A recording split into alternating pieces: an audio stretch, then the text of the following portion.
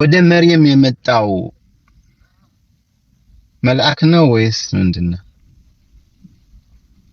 መልአክ ነው የሚል እንደሌለ ታውቃላችሁ። ቁርአን ውስጥ ጅብሪል ነው መጥቶ ያናገራት አላለም።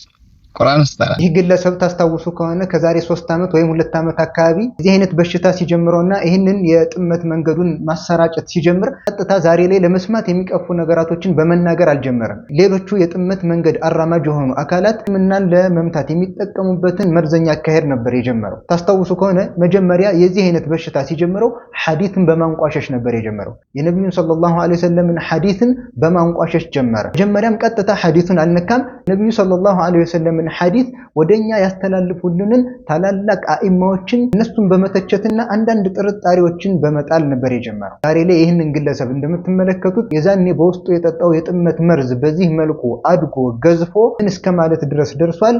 ዛሬ ላይ ሙስሊሞች የሚሰግዱት ሶላት ራሱ ትክክለኛው ቁርአን ላይ የተጠቀሰውን ሶላት አይደለም ብሎ ሶላታችንን እስከ መጠራጠርም ደርሷል። አንድ ሙስሊም የሆነ አካል በቀን 5 አውቃት ሶላት አላህ በሱ ላይ ግዴታ እንዳደረገበት ያምናል። በቀን 5 ጊዜ ለአላህ Subhanahu Wa Ta'ala ግዴታ ሶላትን እንሰግዳለን። ይህ ግለሰብ ሙስሊሞች በሙሉ የሚሰግዱት ሶላት ላይ ጥርጣሬ እንዳለው የተናገረበት ቪዲዮ አለ። ለማንኛውም የሚያነሳቸው ሐሳቦች ሰዎች እስልምናቸው ላይ ጥርጣሬ እንዲያደርባቸውና ዲናችን ነው ሃይማኖታችን ነው ብለው በቁርአንና ሐዲስ መሰረት የያዙትን እምነት ከተለያዩ የውጭ አካላት የሚሰማቸውን መርዞች እየተቀበለ በሙስሊሙ ላይ በመጣል ማጠራጠር እየሞከረ ነው። ይህም በመሆኑ ትችቱ የሚያቀርበው ነገር እስልምና ጋር የተያያዘ ስለሆነ ርዕሱ ወደ ንጽጽር ዘርፍ ላይ የሚሰሩ ወንድሞቻችን ላይ ደርሶ እንግዲህ እነሱ እየሰሩበትና ልክ ከእስልምና ውጭ ያሉ አካላቶች የሚያመጡትን በሚያስተናግዱበት መልኩ ለሱም በዛ አይነት መልኩ መልስ እየተሰጠው ነው።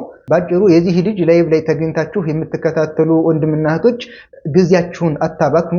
ሸሪዓችሁን የምትማሩበት ዲነል ኢስላምን የምትማሩበት የተለያዩ የላይቭ ፕሮግራም አዘጋጅተው የሚያስተምሩ ወንድሞች አሉ። ወደ እነሱ በመሄድ እስልምናችሁን ተማሩ። አንድ ምንም ዕውቀት የሌለው ጀማሪ የሆነ አካል እዚህ ግለሰብ ጋር ተቀምጦ የሚማረው ነገር የለም። እስልምና ላይ የተለያየ ትችትን እየሰማና ሌላ ነገሮችን እየሰማ ነው የሚሄደው። ስለዚህ የዚህ ግለሰብ ላይቭ ላይ ተቀምጣችሁ አትከታተሉ። ትምህርቱም ዲናችሁን የሚያሳድግላችሁ ዒባዳችሁ ላይ የሚጠቅማችሁን ትምህርት አይደለም የምታገኙት። ነገር ግን አንዳንድ እንደዚህ አይነት አጠራጣሪ ቪዲዮዎችን ምናምን ስታገኙ ትክክለኛ መልስ ይሰጡታል ወደምትሉት ወንድሞች በማድረስ መልሱን መጠበቅ ይኖርባችኋል። እንግዲህ አሁንም እንደተለመደው የተለያዩ ማጠራጣሪዎችን ማምጣቱን ቀጥሏል። ዛሬ ደግሞ ምን አይነት ቪዲዮ ደረሰኝ በዚህ ግለሰብ ላይ አላህ Subhanahu Wa Ta'ala ወደ መርየም የላከው ምንድነው? መልአክ ነው የሚል እንደሌለ ቁርአን ላይ ታውቃላችሁ እያለ በዚህ በኩል ደግሞ ሌላ ማምታቻን ሲያስተጋባ ሰምታችሁታል። አሁንም እኛ ደግሞ የትኛውም የጥመት አካላት በዚህ ዲል ላይ ለሚያመጣው ማምታቻ ለሚያመጣው ማወዛገቢያ ሁሉ መልስ ወደምናገኝበት ወደ ቁርአንና ሐዲስ እንመለሳለን። ይሄ ጉዳይ እንደዚህ የሚያጠራጥርና የሚያወዛግብ ጉዳይ አይደለም። በግልጽ ቁርአን ላይ የተቀመጠ ጉዳይ መሆኑን እንመለከታለን። በመጀመሪያ ደረጃ አላህ Subhanahu Wa Ta'ala ወደ መርየም አለይሃ ሰላም የላከው አካል እንዳለ እንመለከታለን። ሱረቱል መርየም 17ኛው አንቀጽ ላይ ምን ይላል? ፈተኸዘት ሚን ዱኒሂም ሒጃበን ፈአርሰልና ኢለይሃ ሩሐና ፈተመተለ ለሃ በሸረን ሰዊያ። አላህ Subhanahu Wa Ta'ala ወደሷ ሩሐችንን ላክንላት፣ ያም ሩህ ያም መንፈስ ፈተመተለ ለሃ በሸረን ሰዊያ የተስተካከለ ሰው ሆኖ ተመሰለላት ይላል። ስለዚህ አላህ ወደ መርየም መንፈሱን ልኳል።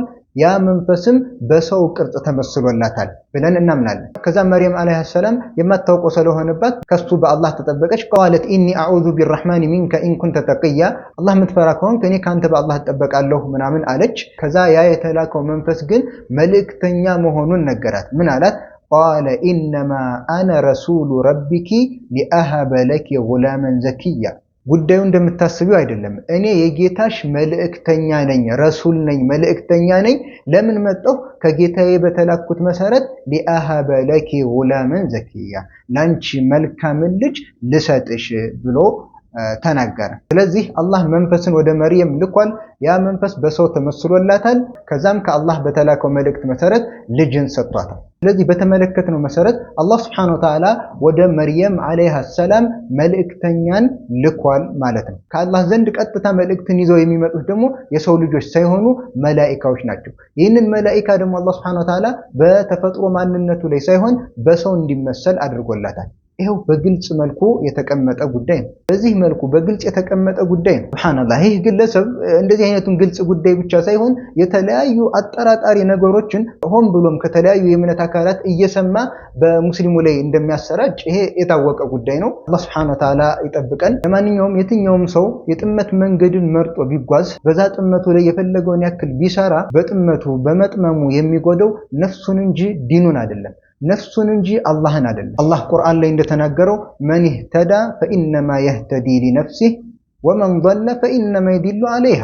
ቀጥተኛውን መንገድ የተከተለና ወደ ቀጥተኛው መንገድ የተመራ ፈኢነማ የህተዲ ሊነፍሲህ፣ ወደ ቀጥተኛው መንገድ መሄዱና መራቻ መንገዱን መከተሉ ለራሱ ለነፍሱ ነው። የጠመመና ጥመትን አለቅም ያለ በጥመቱ ላይ የቀጠለ ፈኢነማ የዲሉ ዐለይሃ፣ የሚጠመው በነፍሱ ላይ ነው።